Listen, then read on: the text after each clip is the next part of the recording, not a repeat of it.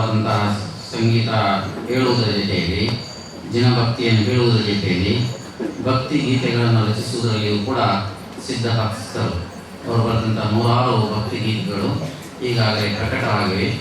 ಜನರು ಆ ಹಾಡುಗಳನ್ನು ಭಕ್ತಿ ಗೀತೆಗಳನ್ನು ಹೇಳಿ ತಮ್ಮ ಧರ್ಮ ಸಾಧನೆಯಲ್ಲಿ ಮುಂದುವರಿತಾ ಇದ್ದಾರೆ. ಈಗ ಪುನಃ ಹಳೆಯ ಕೆಲವು ಭಕ್ತಿಗೀತೆಗಳ ಜೊತೆಯಲ್ಲಿ ಪುನಃ ಮತ್ತಷ್ಟು ಭಕ್ತಿಗೀತೆಗಳನ್ನು ರಚಿಸಿದಂತಹ ಸುಬ್ಬಣ್ಣನವರು ಈ ಪುಸ್ತಕದಲ್ಲಿ ಅದನ್ನು ಎಲ್ಲ ಸೇರಿಸಿ ಪುಸ್ತಕ ರೂಪದಲ್ಲಿ ಅದನ್ನು ಪ್ರಕಟಿಸಿದ್ದಾರೆ. ಈ ಪ್ರಕಟಣೆಗೆ ಹಲವಾರು ಜನರು ಧನ ಸಹಾಯ ಮಾಡಿದ್ದಾರೆ. ಮುಖ್ಯವಾಗಿ ಇವತ್ತು ಆ ಪುಸ್ತಕವನ್ನು ಶಾಸ್ತ್ರದಾನಕ್ಕೋಸ್ಕರವಾಗಿ ಏನಿವ ಹೆಸರು ಶೀತಲವರು ಪ್ರಕಟಿಸಿದ್ದಾರೆ. ಶಾಸ್ತ್ರದಾನವನ್ನು ಮಾಡ್ತಾ ಇದ್ದಾರೆ. ಆ ಸ್ಮೃತಿ ಅವರ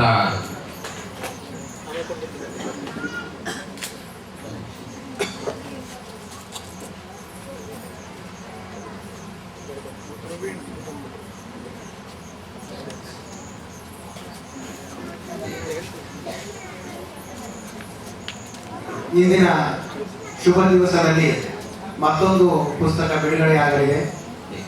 ಶ್ರೀಮತಿ ಜಿನವತಿ ಅವ್ವ ಮತ್ತು ಕುಟುಂಬ ವರ್ಗ ನೀರ್ವಾರ ಇವರು ಪ್ರಕಟಿಸಿರ್ತಕ್ಕಂಥ ಸ್ವರ್ಗೀಯ ಕನಕಚಾರ್ಯವರ ಕಿರುಪರಿಚಯ ಹಾಗೂ ಭಕ್ತಾಮರ ಸ್ತೋತ್ರದ ಲಘು ಮಂತ್ರ ಹೇಳ್ತಕ್ಕಂಥ ಒಂದು ಸಣ್ಣ ಕೈಗೊತ್ತಿಗೆಯನ್ನು ಈ ಶುಭ ದಿವಸದಲ್ಲಿ ಪೂಜ್ಯ ಸ್ವಾಮೀಜಿಯವರು ಬಿಡುಗಡೆ ಮಾಡ್ತಾ ಇದ್ದಾರೆ.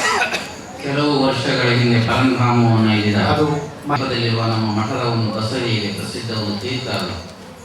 ಆ ತೀರ್ಥವನ್ನು ಜೀರ್ಣೋದ್ಧಾರ ಮಾಡೋದಕ್ಕೆ ತೀರ್ಥಕ್ಷೇತ್ರವನ್ನು ಜೀರ್ಣೋದ್ಧಾರ ಮುನಿಗಳ ದಿವ್ಯ ಸ್ಮೃತಿಯಲ್ಲಿ ಅವರ ಮಕ್ಕಳು ಈ ಗ್ರಂಥವನ್ನು ಈ ಕಿರು ಪರಿಚಯ ಇರತಕ್ಕಂಥ ಮತ್ತು ಭಕ್ತಾಮರ ಸ್ತೋತ್ರದ 48 ಸಿದ್ಧಿ ಮಂತ್ರಗಳನ್ನು ಬಿಡುಗಡೆ ಮಾಡುತ್ತಾ ಪೂಜ್ಯ ಕನಕನಂದಿಯವರ ಆತ್ಮನಿಗೆ ಆಸನ್ನ ಭವ್ಯತೆಯು ಪ್ರಾಪ್ತವಾಗಲೆಂದು ಪ್ರಾರ್ಥಿಸಿ ಅವರ ಕುಟುಂಬ ವರ್ಗದಲ್ಲಿ ಈ ಪುಸ್ತಕವನ್ನು ಕಿರುಹೊತ್ತಿಗೆಯನ್ನು ಪ್ರಕಟ ಮಾಡಿದ ಅವರೆಲ್ಲ ಸಂಪತ್ತ ವೃದ್ಧಿಗಳು ಪ್ರಾಪ್ತವಾಗಲೆಂದು ಪ್ರಾರ್ಥಿಸಿ ಅದನ್ನು ನಾವು ಬಿಡುಗಡೆ ಮಾಡಿದ್ದೇವೆ.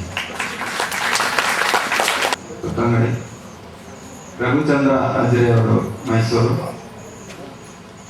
ಟಿ.ಕೆ. ಜಯಕುಮಾರ್ ಕುಟುಂಬ, ಕೆ.ಸಿ.